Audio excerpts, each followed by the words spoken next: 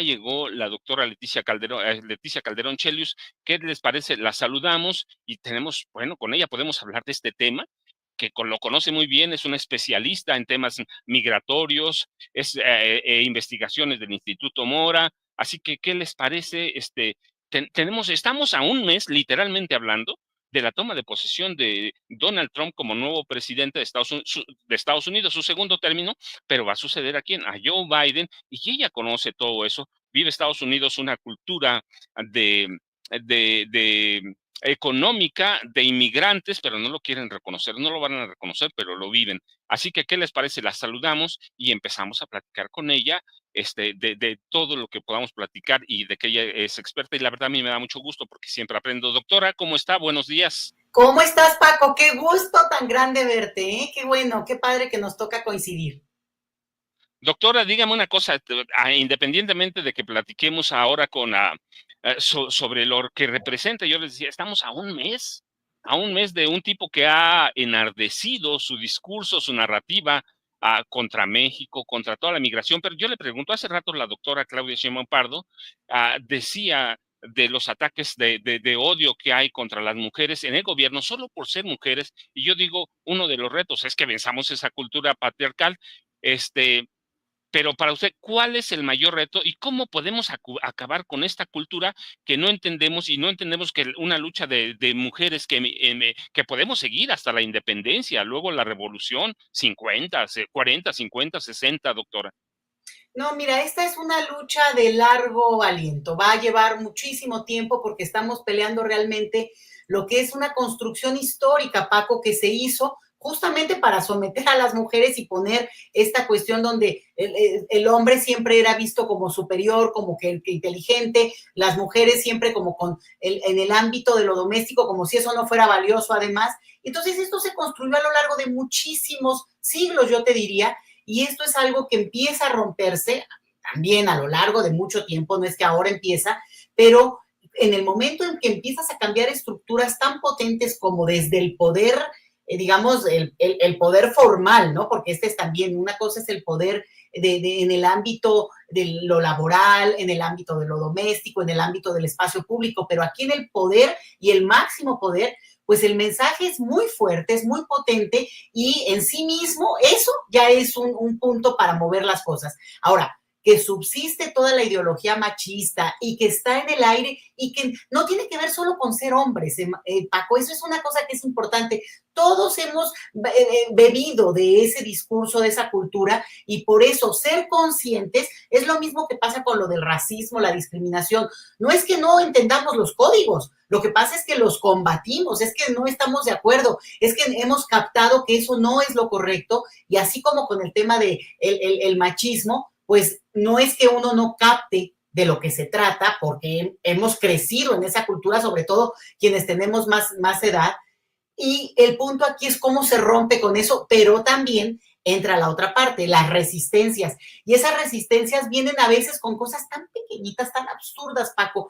¿No? Siempre una mujer, y esto está estudiadísimo, se los digo, el famoso currículum oculto, una mujer en el aula, no, la evaluación que hay, que se le hace a la profesora del respecto al profesor, siempre es de un rigor mayor a la profesora, porque incluso pasa por cosas subjetivas, se pone en duda su capacidad, su conocimiento, su formación, y se cuestionan cosas que no se discutirían a un hombre, que si se vestía bien, que si de repente no llegó peinada un día, o sea, cosas que tienen una carga, a lo mejor eso suena muy banal, el detalle es qué significa, y es el cuestionamiento hasta el menor detalle de no querérsela pasar, y entonces la pelea, la lucha, digamos, el lugar que necesitamos ocupar como grupo, porque ahí también las individualidades pesan, ¿no? Hay una persona profundamente preparada, dedicada, comprometida, como en este caso es el perfil de la doctora Claudia Sheinbaum, porque todos sabemos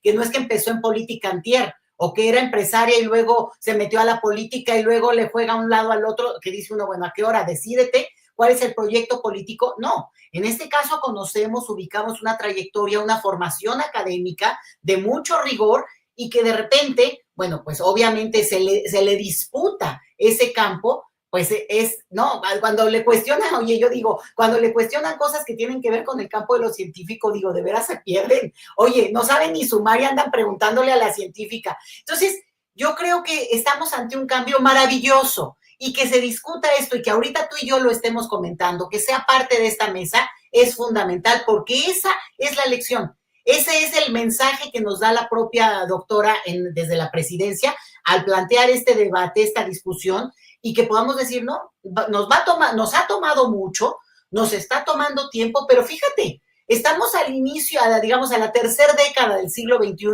y ya tenemos, por primera vez, pero ya tenemos la primer presidenta mexicana en nuestra historia. ¿Qué quiere decir? Que de aquí para el real, Paco. Y por tanto, empiezan a romperse puntos. Obviamente, toda la cuestión que tiene que ver con cómo planteas legalmente, y a veces es como con elementos muy sutiles, pero fíjense, hoy en México está prohibido que puedan discriminar, excluir, despedir a una mujer por cuestiones de embarazo, lo cual no quiere decir que no ocurra, porque hay una amenaza velada ante la posibilidad de que una mujer se embarace en un trabajo, ¿no? Pero también hay la otra parte, la que asumimos las mismas mujeres, y esto es muy difícil de romper, Paco, de cuando tú sabes muy bien que no puedes en eso porque hay otro ámbito que está por encima y que pues uno privilegia, que tiene que ver con la propia vida familiar, lo doméstico, porque al final la responsabilidad es muy fuerte sobre las mujeres,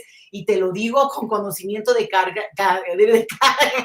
Ahora sí que ni Freud tú, pero sí hay un punto en el que hay un nivel estructural y otro muy sutil que todos compartimos y del que hablar ya es un primer paso. Bueno, no es un primero, estamos hablándolo porque ha habido una lucha enorme y un avance de parte de y te digo, no de las mujeres solo, sino de la lucha de quienes consideran que esta relación desigual pues no corresponde ni siquiera es ya benéfica para el momento actual.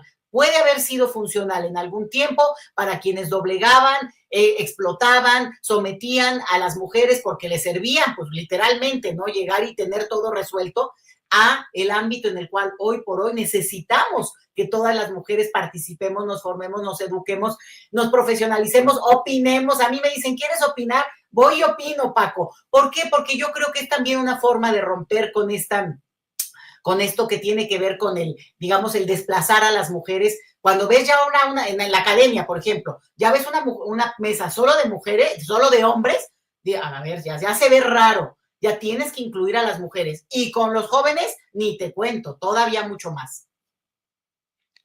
Sí, déjenme decirle, la doctora Chelius tiene muchísima razón. Les voy a contar, ustedes saben, yo siempre digo, yo vivo en pueblos, a mí me encanta. A la Ciudad de México de pronto me causa problemas de estrés, porque en mis pueblos no hay tráfico, no hay nada. Vivo en pueblos a donde no hay internet, a donde no hay nada, pero todavía prevalece, el hombre no puede hacer ciertas tareas, y esto es determinado por cultura, por hogares matriarcales, ¿eh? No puede hacer nada. ¿Por qué? Porque son tareas de mujeres. Por ejemplo, lavar ropa a mano en el lavadero es un trabajo de mujeres, y ciertas cosas, allá, por ejemplo, cuando vivo en la montaña, allá en Guerrero, el hombre es responsable prácticamente de todo. Él decide dar la última palabra con la autorización de la mujer. Así que el cambio es de la mujer. Y déjeme hacerle otra pregunta antes de que entremos a otro tema. Hoy, por ejemplo, tenemos en las legislaturas prácticamente paridad. En las legislaturas, que yo soy Cámara de Diputados, Cámara de Senadores, gubernaturas, tenemos paridad entre hombres y mujeres. La paridad no significa nunca que hay igualdad o que ya terminó la cultura patriarcal. Eso va a tomar tiempo y va a tener que entender, vamos a tener que entender, hombres y mujeres, que la igualdad es otra cosa, y que la paridad, que tiene muy poco que empezó, 2013, 2014, es otra cosa, que nos acerca un poco, pero no acaba con esta cultura, ¿cierto, doctora? Que es muy importante eso que dices, porque se han dado pasos muy importantes en lo legal, pero aún así, chécate las resistencias. Vamos a hablar de en este siglo, ya en este siglo, Paco, no se había aprobado y modificado toda la ley para que hubiera esta, digamos, esta equidad de números, ¿no? Que tú dices, a ver, bueno, que vaya correspondiendo a la realidad de la sociedad, que por cierto, en términos de números, somos más las mujeres, pero bueno, ese sería otro detalle. Pero un poco se avanzó en esta parte de empezar a incluir y ahí con la necesidad de que siempre hubiera un número de mujeres. Y, oh, sorpresa, te salen con las famosas Juanitas, ¿te acuerdas?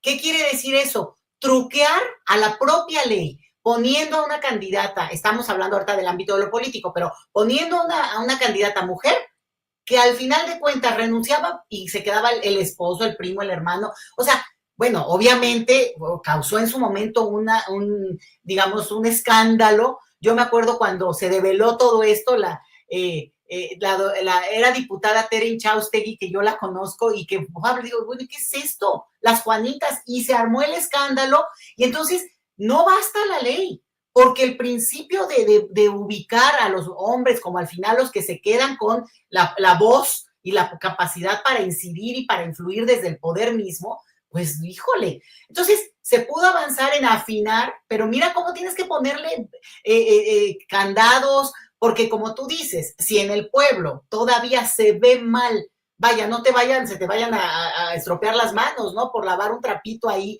y que te vayan a ver, porque además esa es la otra. El detalle está en qué está detrás de todo este mensaje. La idea de que tu hombría se quede en duda, de que la virilidad del Señor pueda cuestionarse, digamos, también implica, fíjate qué fuerte, Paco, modificar los valores desde los cuales el hombre es importante, es deseable, es relevante. No tiene por qué ser por la fuerza, por la misión de sometimiento que se le ha otorgado o la carga, porque también durante mucho tiempo, digo, incluso hay todavía este principio de que el hombre es el portador, el que aporta a la casa y todo, y que únicamente, ¿no? O sea, un poco de que la mujer no pueda trabajar. Entonces, es también una carga muy pesada en un sistema económico que nos ha doblegado a todos y nos obliga a participar en el ámbito laboral, también en términos de la sobrevivencia económica. Entonces, es fuerte, porque a veces lo vemos también desde la parte de las mujeres, ¿no? No, los hombres no quieren, no aceptan, no reconocen, pero cuando también ves cómo el propio discurso de los hombres se tiene que reestructurar, cuando han crecido en un discurso que siempre les dijo cuál era el lugar que ocupaban y cómo tenían que preservarlo, ay, Paco, sí se pone difícil la cosa porque es cambiar la mentalidad para todos y yo creo que justo, tú das en el clavo, entran estas palabras, paridad, equidad, igualdad, y también que hay un elemento importante donde no se trata de homogeneizar, ¿no? Se trata de reconocer el papel, el lugar que cada quien ocupa también de acuerdo a sus propias capacidades. O sea, no se trata de, no, un poco en esta cosa de los jueces, no, es que es tómbola, todos iguales, casi que yo me formé y voy ahí, no, oye, no. Si no tienes un currículum, un cierto perfil, una cierta formación, un cierto aval que te pone ahí, bueno, pues no participas. Y te lo digo, bueno, yo no soy abogada y por tanto ni siquiera le doy seguimiento a esos temas, pero no son lo mío. Entonces, sí creo que estos cambios no son menores. Lo que pasa es que los vamos viendo de a poquito, pero el hecho de que hoy se discuta y se comente qué lugar, ya no solo el número, sino digamos, la capacidad y digamos, la incidencia que podrá tener la visión de lo femenino. Y ojo, porque a veces también se piensa, no, la visión de lo femenino, bueno, va a ser más suave, más dulce, de acompañamiento, va a darle un toque más sutil. A ver, no necesariamente, a lo mejor, digo que eso es a mí que me gusta, ¿no? No, a ver, aquí lo que queremos es acción, a resolverse las cosas rápido. Bueno, hay que lavar los trastes a lo que vamos, Paco. Y ahí es, ¿no? O sea, como un mensaje donde no te esperes, no pospongas, si hay que hacer las cosas, uno las hace. Entonces, no confundir también el mensaje que se ha construido históricamente de que la mujer es el lugar suave, dulce, sí, pero también los hombres y también las mujeres son rudas, digo, hay cada mujer que también dices, bueno, ¿no? Entonces, yo creo que ese cambio es maravilloso porque nos enfrenta, digo, da miedo, Paco? Da miedo, porque estamos en un cambio ya ahorita no lo pongo en el ámbito de lo político, en el ámbito de lo cultural, en general en el mundo, pero lo bajamos a nuestra sociedad, es bien profundo, es muy profundo. Sí, déjeme decirles, no, la doctora tiene muchísima razón. Es un cambio cultural, estructural interno, es complicadísimo, pero déjeme decirles, por ejemplo, nada más, y con esto cambiamos de tema. Por ejemplo, tenemos desde 2003 una ley federal para prevenir y eliminar la discriminación, es decir, a conductas de odio hacia la mujer que se manifiestan en actos violentos y crueles. Pueden ser escritos, pueden ser físicos, y no terminamos todavía de asimilar eso, así que va a ser cada despacio, poco a poco, pero ya hay el ámbito, dice la doctora, el hecho de que estemos discutiendo aquí, yo les digo la verdad, yo he tenido mujeres jefas súper mega inteligentes y súper mega duras y tan capaces o más que cualquier hombre. Así que, pero déjeme preguntarle otra cosa a la doctora Chelius, porque la verdad es que con una mujer como ella, con un hombre como igual, el tiempo se va rapidísimo. Doctora, estamos, yo les decía, a un mes justamente de que Donald Trump tome posesión como nuevo presidente de Estados Unidos, su segundo mandato. ¿Qué, qué, qué podemos esperar verdaderamente? Ya estamos a un mes, la retórica de Trump, su narrativa cada vez es más dura. Hay cosas que no va a poder cumplir, pero hay cosas que sí. Hay cosas que va a cumplir y yo digo que una de ellas es que sí van a deportar no sé, a decenas de miles de personas, no sé si millones, porque no les va a alcanzar, ni le alcanzaría el tiempo, ni su economía, pero qué podemos esperar a partir del día uno? Nosotros que nos interesa 3.200 kilómetros lineales de frontera, qué debemos esperar, qué sí puede hacer posible este tipo que de pronto es el ejemplo de una cultura patriarcal, pero plena. Fíjate, Toño, que lo último que debemos hacer es no creerle. Yo creo que Donald Trump, digo, más allá de que le parezca a uno el tono, el estilo, la personalidad, digo, es digamos, en el caso de México es muy fácil decir que es como que casi el villano favorito porque se construyó como tal desde su primer periodo, pero goza del voto mayoritario y el voto popular famoso en Estados Unidos, quiere decir que una mayoría no calificada, una mayoría, y ahorita les voy a decir por qué importa esto, pero goza del apoyo popular, hay mucha expectativa sobre su presidencia, mucho de lo que él prometió, la gente apoya lo que él prometió, entonces tenemos que ser como muy serios y decir, él va a buscar hacer lo que prometió. Vamos a quedarnos en el tema migratorio ahorita. ¿Y qué quiere decir esto? Que efectivamente va a instrumentar, como lo hizo en su primer gobierno, una serie de elementos para desplegar. Por ejemplo, ahorita está intentando hacer cambios a la normatividad que impiden que los militares participen en acciones de detención o de detención de personas migrantes. Y podría cambiar eso y eso implicaría que sume agentes a ese trabajo, podría ser. Es difícil también, acuérdate, y tú lo conoces muy bien, Estados Unidos es un país de leyes, en Estados Unidos sí hay un debate y sí pueden interponer y sí hay apelación y sí puede llegar hasta la última instancia, que es incluso la Suprema Corte, pero la Suprema Corte está muy cargada a la derecha, es muy conservadora y está muy alineada a lo que Trump piensa, o sea, ese perfil de población que realmente sí lo representa muy bien Donald Trump. Entonces, sin negar eso, nosotros lo que tenemos que ver es que les va a costar, se les va a hacer difícil, es complicado, ni les conviene. Eso allá ellos, porque realmente, efectivamente, hay estudios en la misma sociedad estadounidense, están en un debate muy fuerte sobre cuál sería el costo, el aumento en la inflación, Paco, que causaría, sobre todo en ciertas áreas, la salida de un número importante de personas trabajadoras. En fin, toda esa numeralia la están haciendo ellos y que les cueste si es que ocurre. Pero el detalle es que eso tiene consecuencias, porque un país con inflación como Estados Unidos, a su vez, le pega a otras economías y nosotros somos la de junto. Y la de junto y con una alta dependencia de esa economía. Aquí yo creo que lo que está haciendo el país, el nuestro, México, y yo veo en eso algo positivo, lo estoy viendo ahora, porque acuérdate que ayer fue el Día de las Personas Migrantes, y es, ¿qué vamos a hacer desde México para primero reconocer, dejar de la visión de avestruz, ¿no? De que vamos a ver hasta que el 20 de enero a ver qué anuncia Trump. No, señores.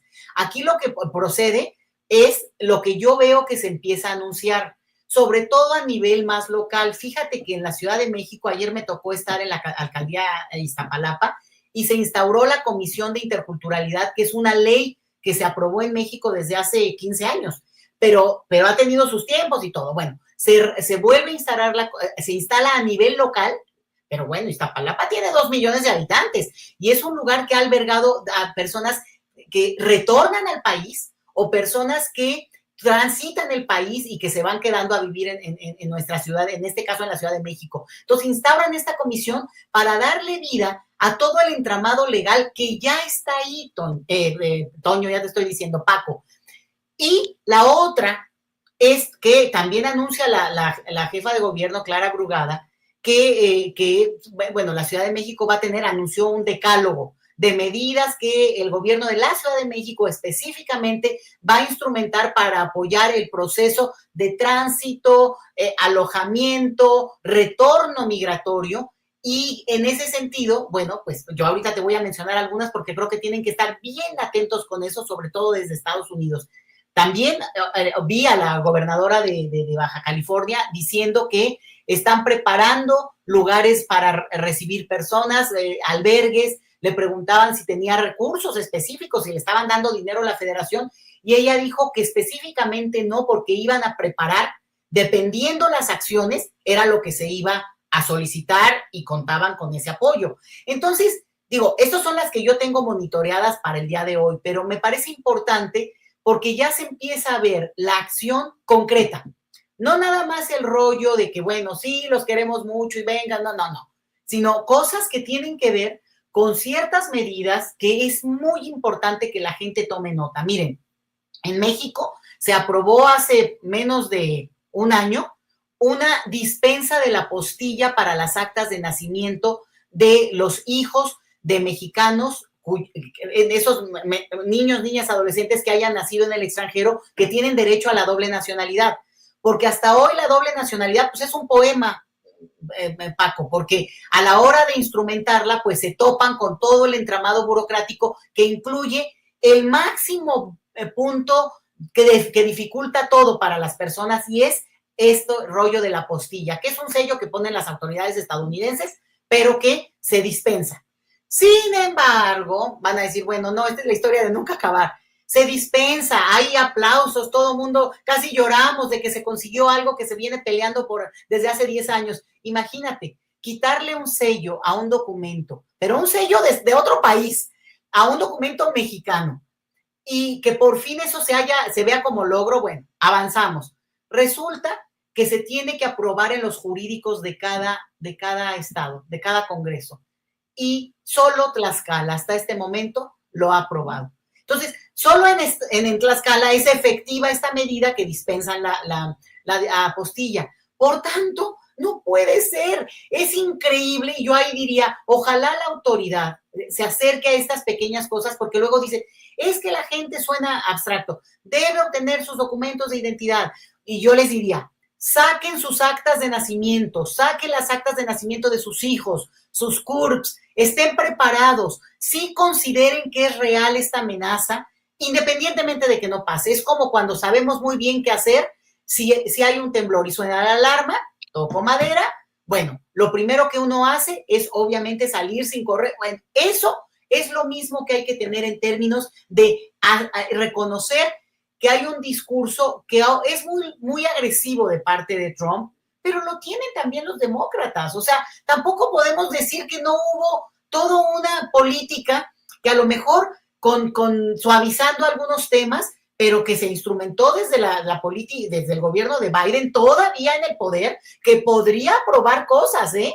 La verdad a mí me da muchísimo coraje porque Biden hoy podría aprobar cosas que le complicarían al propio Trump modificarlas en su momento, y por lo menos le daría tiempo a las personas que están en una situación delicada. Entonces, creo que el plan es creer lo que podría pasar, tú tienes razón con que yo tampoco creo que puedan deportar a millones de personas, pero consideremos que no, la mayoría son mexicanos, pero hay de otras nacionalidades y que sí hay, en Estados Unidos sí hay cosas que están como muy desarrolladas en términos, por ejemplo, del tema de los documentos. Sí pueden ubicar, se calcula, para decirlo en corto, más o menos 231,000 mexicanos que tienen ya un documento de deportación en la mano. O sea, que ya pasaron por un proceso legal, se presentaron a corte, apelaron probablemente y sin embargo en este momento sí tendrían una condición en la cual ya llegaron al último recurso y tendrían, digamos, legalmente hablando, orden de deportación. Esas personas podrían ser deportadas de una manera automática. Y en Estados Unidos sí las podrían ubicar en tanto, bueno, no se escondan, vamos, porque eso también te cambias de estado y pues ya no te encontraron o cosas de ese tipo.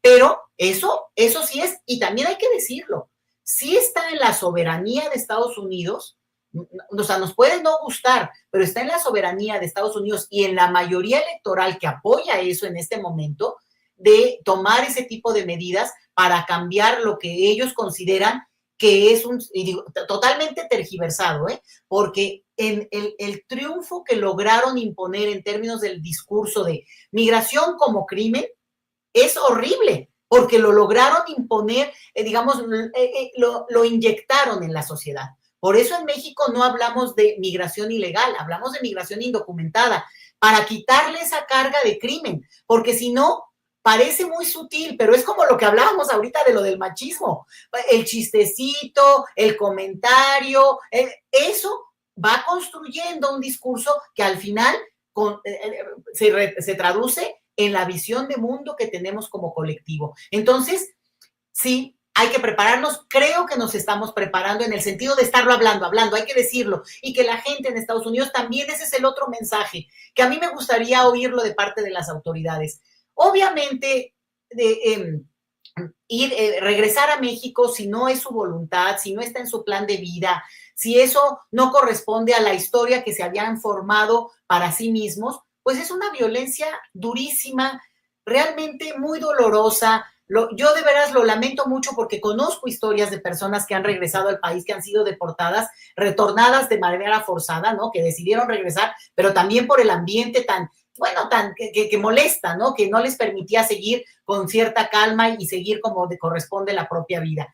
Pero también mandar el otro mensaje, Paco, y es, oigan, este es un país vivible. Claro que hay situaciones de violencia, claro que hay situaciones difíciles, pero las estamos o denunciando. O sea, el paso que se dio en México de decir basta, se acabó este enjambre de complicidades, ya no lo queremos ver más y la verdad debería de ir más aceleradamente. Nos enteramos apenas de lo del Infonavit, de manera pública, vaya, los que le saben a esos temas a lo mejor van a decir, ay no, yo lo conocía desde antes, pero de manera pública y dices, bueno, ¿cómo es posible que no los hayan denunciado desde antes? Paco, ¿cómo es posible que hayan abusado de tal manera en el tema que le levantes la piedra? Y si no reconocen y no les transmitimos a nuestros paisanos en Estados Unidos la voluntad de cambio, el esfuerzo por modificar esto, aquí sí hay mayoría calificada, ¿eh? Aquí el mandato popular sí fue contundente. Ya quisiera Trump. O sea, no, en Estados Unidos los republicanos ganaron la mayoría, pero así, ¿no? Y por tanto, pues la ejercen y la van a ejercer. Pero acá tenemos lo que pocos países logran, pocos gobiernos consiguen, y que es esta mayoría calificada en la Cámara de Diputados, en el Senado y en los congresos y en un número de congresos locales suficiente para modificar la Constitución. Estamos viviendo un momento muy importante de nuestra historia política y por eso hay que transmitir también esa emoción, esa pasión, ese momento eufórico que se vive en un país que sí tiene problemas y no es comparado el salario de Estados Unidos con el de México, pero tampoco tienes que gastar como se gasta en Estados Unidos, que también lo sabemos muy bien. Entonces, transmitir eso y decir, a ver, también no lo vean como una condena, para mí, lo peor que puede haber de esta situación, además del miedo que están viviendo, del temor a que no pueden seguir su vida como corresponde y cada uno desea vivir a donde debe, a donde quiere vivir, eso yo lo entiendo y lo respeto, pero el tema de la separación de familias, eso sí me parece muy grave. Hay gente que de repente dice, no, es que yo voy a dejar a los niños, bueno, pues cada quien tiene el derecho a decidir, ¿no? Porque la educación en Estados Unidos, espérame, ¿cuál educación en Estados Unidos?